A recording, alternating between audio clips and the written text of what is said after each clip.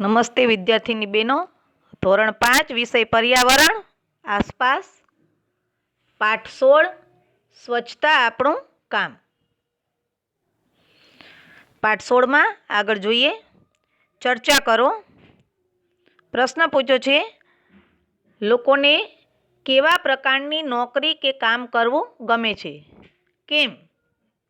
કે લોકોને સરકારી ઓફિસમાં નોકરી કે કામ કરવાનું ગમે છે, કારણ કે તેમાં નોકરીની સલામતી હોય છે, મહેનતનું કામ કરવું પડતું નથી અને ટેબલ ખુરશી પર બેસી આરામથી કામ કરી શકાય છે. ઓફિસમાં કામ કરવાથી લોકો આપણને માનની નજરે જુએ છે. અનુમાન કરો, જો કોઈ સફાઈ કામ ન કરે તો શું થાય? જો તમારી શાળા અથવા ઘરની બહાર પડેલો કચરો 1 અઠવાડિયા સુધી કોઈ સાફ ન કરે તો શું થાય? જો કોઈ સફાઈ કામ ન કરે તો ચારે બાજુ કચરાના ઢગલા થઈ જાય, ગંદકી ખૂબ જ વધી જાય. શાળા અથવા ઘરની બહાર પડેલો કચરો 1 અઠવાડિયા સુધી સાફ ન થાય તો તે કચરામાંથી દુર્ગંધ આવવા લાગે. કચરાના ઢગલામાં ભીનો અને સૂકો કચરો હોવાથી તે સડી જાય અને લોકો રોગના ભોગ બને. રોગચાળો ફાટી નીકળે. શાળા કે ઘરમાં રહેવાનું મુશ્કેલ બની જાય. કચરો સાફ કરવા માટેના યંત્રો કે કોઈ અન્ય ઉપાય વિશે વિચારો, જેથી લોકોને અણગમતા કામ કરવા ન પડે. તમે જે વિચાર્યું હોય તેનું ચિત્ર દોરો. હવે જો આ ચિત્રો બાળકોએ બનાવ્યા છે, જુઓ તમે ચિત્રો બાળકોએ બનાવ્યા છે, તમે પણ આ પ્રકારના ચિત્રો બનાવો. તો કચરો સાફ કરવા માટે યાંત્રિક એટલે કે રોબોટ ને કહેવાય યંત્રમાનવનો ઉપયોગ કરી શકાય. ભીના અને સૂકા કચરા માટે અલગ અલગ કચરાપેટી રાખી શકાય. કચરાનું રિસાયકલિંગ કરી તેમાંથી ખાતર બનાવી શકાય. કોઈએ આ પરિસ્થિતિ બદલવા ક્યારેય વિચાર કે પ્રયત્ન કર્યો છે?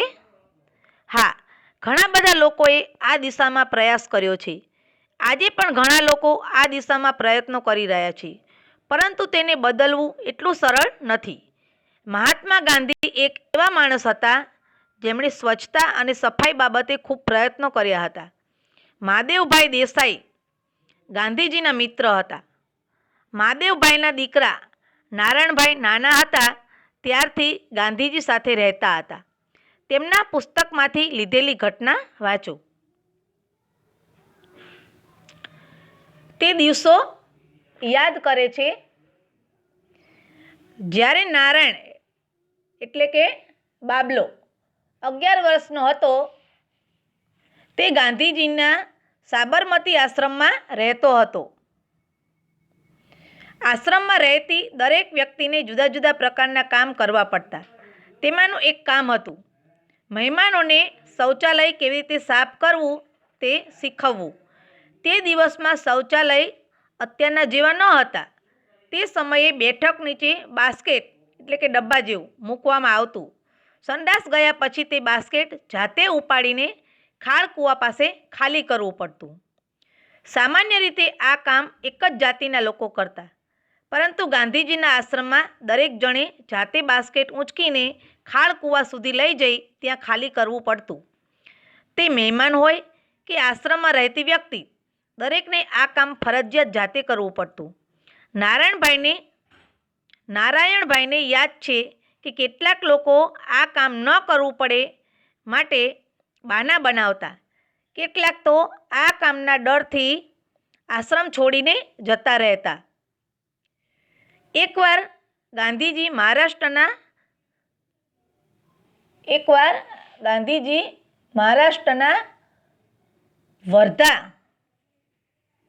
વર્ધા શહેરની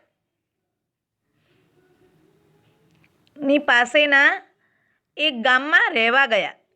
ગામ શહેરની પાસે હોવા છતાં ગામમાં સુવિધાઓનો અભાવ હતો.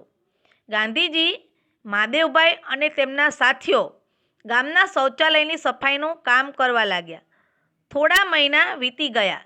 એક દિવસ સવારે ગામના શૌચાલયમાંથી એક માણસ હાથમાં લોટો લઈને મહાદેવભાઈ પાસે આવીને કહેવા લાગ્યો, આ શૌચાલયમાં ખૂબ ગંદકી છે, તમે તેને સાફ કરો. જ્યારે બાબલાએ આ જોયું તો તેને ખૂબ ગુસ્સો આવ્યો. તેણે વિચાર્યું કે ગામ લોકો તો એવું સમજે છે કે આ સફાઈનું કામ તો ગાંધીજી અને તેમના સાથીઓનું છે, આ યોગ્ય નથી. તેમણે ગાંધીજીને પૂછ્યું, આવું કેમ? ગાંધીજીએ જવાબ આપ્યો કે અસ્પૃશ્યતા એ ખૂબ ગંભીર બાબત છે, તેને બદલવા ખૂબ મહેનત કરવાની જરૂર છે. નારાયણ સમજી શકતા ન હતો કે આ કામ કરવાથી કેવી રીતે બદલાવ લાવી શકીશું. તેણે પૂછ્યું, જો ગામ લોકો નહીં સુધરે તો શું ફાયદો?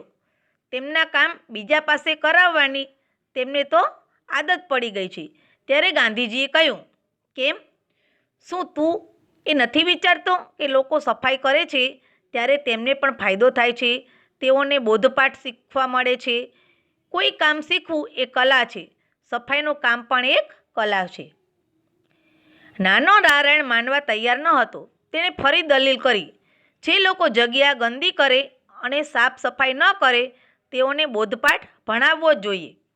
ગાંધીજી અને નારાયણની વચ્ચે ચર્ચા દલીલો ચાલતી રહી. છતાં પણ આગળ જતાં નારાયણભાઈએ ગાંધીજીના બતાવેલા રસ્તા પર ચાલવાનું છોડ્યું નહીં. હવે છે કહો. પ્રશ્ન પૂછ્યો છે કે ગાંધીજી અને તેમની ટુકડીએ સફાઈ કામ કરવાનું કામ કેમ ચાલુ રાખ્યું હશે? તમે આ બાબતે શું વિચારો છો? ગાંધીજી માનતા હતા કે પોતાનું કામ હંમેશા પોતે જ કરવું જોઈએ. જો આપણે જ આપણી ગંદકી સાફ કરીશું તો બીજા લોકોને આવું ગંદુ કામ કરવું નહીં પડે. ગાંધીજીએ આ કાર્યની શરૂઆત સાબરમતી આશ્રમમાં જ કરી હતી. ગાંધીજી અને તેમના સાથીઓ મહારાષ્ટ્રના વર્ધા શહેરની પાસેના ગામમાં રહેવા ગયા ત્યારે ગામમાં સુવિધાઓનો અભાવ હતો. તેઓએ ત્યાં શૌચાલયની સફાઈ કરવાનું કામ ચાલુ કર્યું. તેમણે વિચાર્યું કે જો આપણે આ કામ શરૂ કરીશું તો લોકો પણ આ કાર્ય કરતા થશે.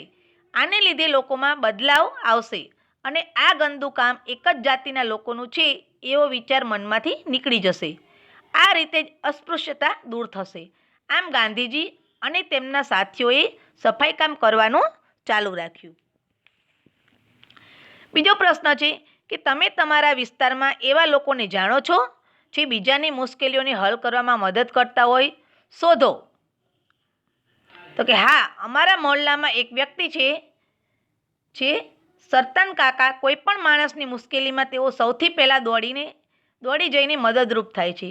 તેઓ ગામની સાફ સફાઈ કરવી, કુદરતી આપદાઓ સમયે લોકોની મદદ કરવી, જાહેર પ્રસંગ, લગ્ન કે મેળાવડામાં અન્નનો બગાડ ન થાય તેનું ધ્યાન આપવું, ભૂખ્યાને ભોજન આપવું વગેરે કાર્યો કરે છે. લોકો તેમને સેવાભાવી કાકા તરીકે ઓળખે છે. પછીનો પ્રશ્ન છે કે ગાંધીજીના આશ્રમમાં આવતા દરેક મહેમાને સફાઈ કામ શીખવું પડતું હતું. જો તમે આ મહેમાનોમાંથી એક હોત તો તમે શું કર્યું હોત? તો કે ગાંધીજીના આશ્રમમાં આવતા મહેમાનોમાંથી એક હું હોત તો આશ્રમના તમામ નિયમોનું પાલન કરત અને સફાઈની કામગીરીનો પણ હોંશે હોંશે સ્વીકાર કરત. પછીનો પ્રશ્ન છે કે શું તમારા ઘરમાં શૌચાલયની વ્યવસ્થા છે? શૌચાલય ઘરની અંદર છે કે બહાર? શૌચાલય સાફ કોણ કરે છે? તો કે હા, મારા ઘરમાં શૌચાલયની વ્યવસ્થા છે. શૌચાલય ઘરની અંદર છે. શૌચાલયની સફાઈ હંમેશા મારા મમ્મી કરે છે, કોઈકવાર મારી મોટી બહેન કરે છે, પણ શૌચાલય સાફ કરે છે.